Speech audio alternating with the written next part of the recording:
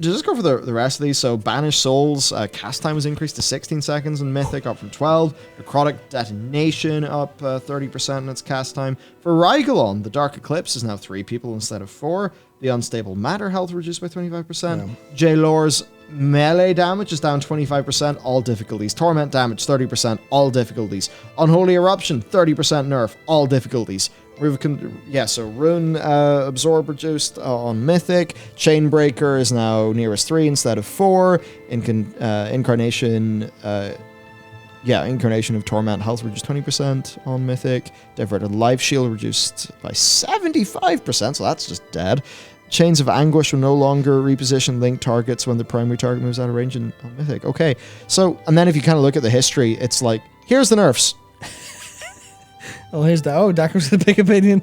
All right, so let's hear what's going on for our resident Mythic Raider. I think one thing that disappointed, I think me, Matt, and I think a lot of the people that we play the game with, is that on the week that double Legos were a thing, Blizzard nerfed the fuck out of Anduin.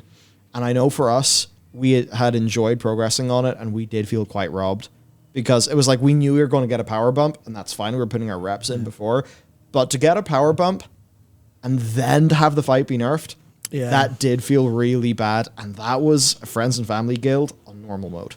It really did piss me off. So here is the spicy opinions of a CE Mythic Raider. There also seems to be this very common belief in the WoW community that without sizable Mythic nerfs, Mythic can only be done by those without a job or a life. Without considering the factual evidence that many people have got jobs outside of gaming and streaming in Race to World First, this is completely incorrect for the vast majority of standard Mythic Raiders. Yes, while there certainly is an argument that in order to compete at the very top level, you require an insane amount of prep, organization, and playtime, this is not true for most outside that bubble. There are many successful Mythic raiding guilds that only raid 6 to 7 hours spread across 2 to 3 evenings a week. There are even some CE Mythic guilds that only raid once a week for a couple of hours. They're just super good and well prepared. Sure, the first few weeks of the tier will likely be a decent bit busier than later on, but unless you're competing at the top, you don't really need to do an insane amount outside of raiding, especially in 9.2. You may need to farm a specific dungeon for a trinket or to optimize stats in your gear, which can get very frustrating, but if you're in a coordinated Mythic raiding guild, forming groups around plus shouldn't really be an issue. Not only that, but they can be completed very quickly now. My weekly plus 15 runs take like 15 minutes each, so I can blast out for an hour. As opposed to taking 2 hours for the average player because they have worse experience. So that's why you boost. To get Dakar in your group. And 3 of his mates. That's 100% the case. This has, of course, been historically worse, but even then, if you're just a standard Mythic guild that doesn't aspire to be in the top 10 to 100, you don't, you didn't need to do all that much. As soon as I hear people arguing that insane nerfs need to happen because they have a job/life, I almost immediately disregard anything the person says or believes because it's completely false. Dagor is definitely an opinion absolutist. He is an opinion. While you may not like being told to improve your gameplay in order to join a guild and or clear Mythic bosses, that's just the reality sometimes. But unfortunately, reality hits you hard, bro. Especially for Blizzard, then you need to nerf shit because number go down, player gone, oh no, money, our money's running out of the stable, help, Yeah, and that's where the whole, the entire incentive thing of, our incentive is gameplay, our incentive is gameplay time, so we have to make this easy so people like it. It's like, what's the unprecedented externality of that? Is that Dakor's guild loses a raider? And then that's having to get something else because they aren't happy with what the experience is. Because I think they are still on Jailer, which means after these nerfs, what's the chances they take him in the first attempt and go, or not first pull, but first evening go straight? Because I think that already happened with one of the fights. Whereas we were progging in this fight and then they nerfed it and then we just walked over it. We're like, well, that was fucking pointless. All of our time in the shitty bin. Yeah, that's going to feel awful if they just get the kill now that his damage is down 30% and a bunch of mechanics are easier. Because they're the players who play for skill, they're the players who play for mastery. Some of them might be there for gear, but if they're progging Mythic, they probably want the mastery point at that point, which means, oh, that wasn't satisfying. And that's the thing. A reward isn't satisfying unless you've earned it to people who like the kind of skill and mastery side of things. So here's JB.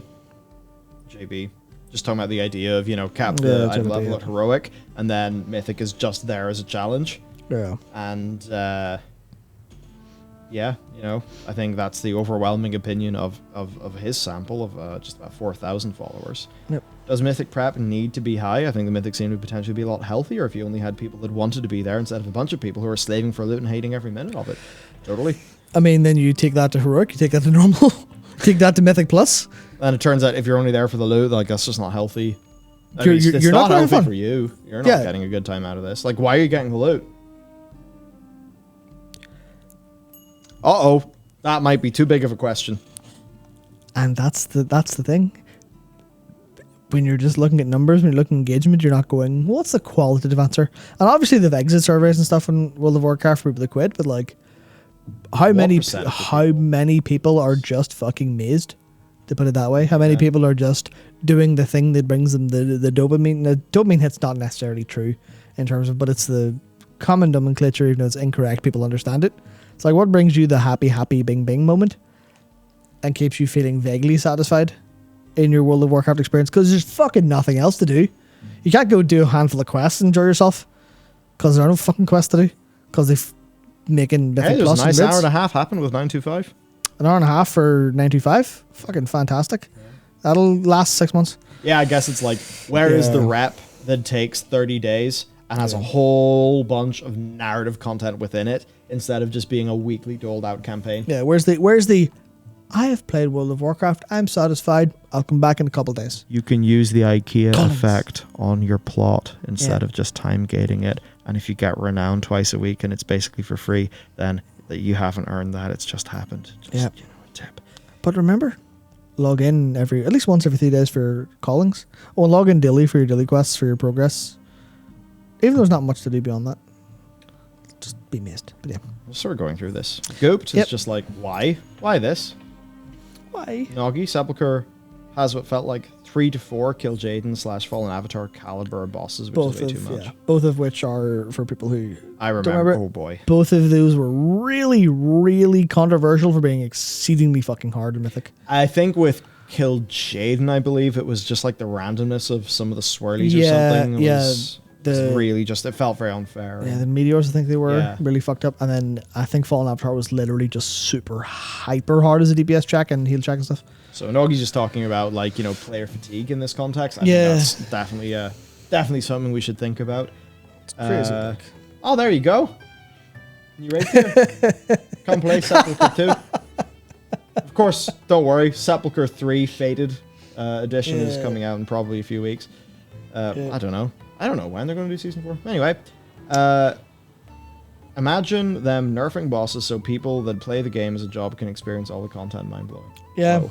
that's the thing. It's like obviously a lot of those players do play it as a job, but no, I don't think many of them are. Well, that's the problem, right? Where it used to not be their job back in the day, but now their job is streaming high-end content, or they can supplement their income from streaming. So they do that a lot until the time rolls around where it can be there. So there is generally like a skill. The skill ceiling is very, very high in World of Warcraft. That's like one of its great things about it is the skill ceiling is super fucking high because it's a 3D world you're moving around. Of course it is. Every single GCD matters, so obviously it's there. But it's like the gap has definitely improved because it's the same thing as like athletes, right? Where where fucking athletes from Athlone, no, athletes where you've got the likes of. I mean, I'll use the example of Gingy. That man is optimized. Like that is like a physical, mental optimization for World of Warcraft player.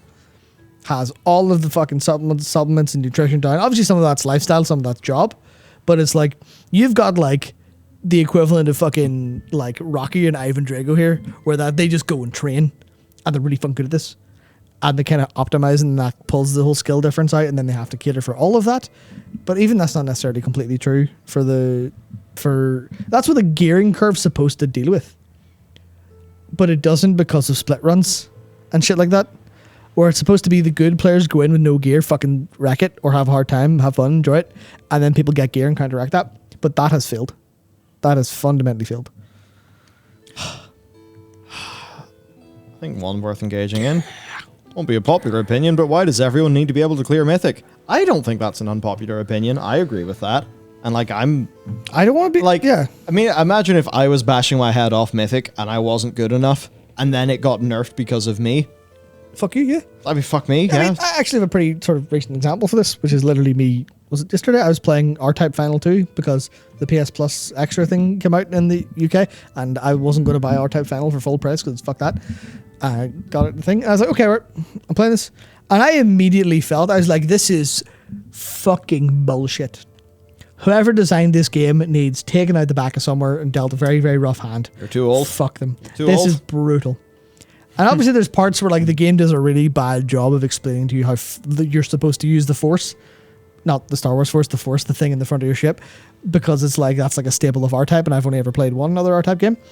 And I was just like, this is insanely difficult. This is brutal. And I'm playing on normal, and I can't deal with this. Some of it's bullshit, like checkpoints been scuffed, but that's another story. I was like, this is really fucking hard. Oh. But it's not bullshit. I'm just not good enough. And so I make the decision. I'm going to maybe take a little bit of a stab at this, maybe try to get a little bit better. But usually I would play a game on hard. Sometimes very hard, depending on the game. It's sometimes hard because I like the extra challenge. But I know that game is a fucking wall. I'm like, I'll climb you someday, but this is going to take time, so not today. And that's just the thing, we're like, yeah, I'm not supposed to be able to fucking play that in R-Type or 3, no miss. I'm not supposed to do that because that shit's supposed to be fucking time consuming, really hard, satisfying to do. And it's kind of the same for Mythic, where it's like, that's supposed to be for people who want that extra challenge, who want to climb the wall.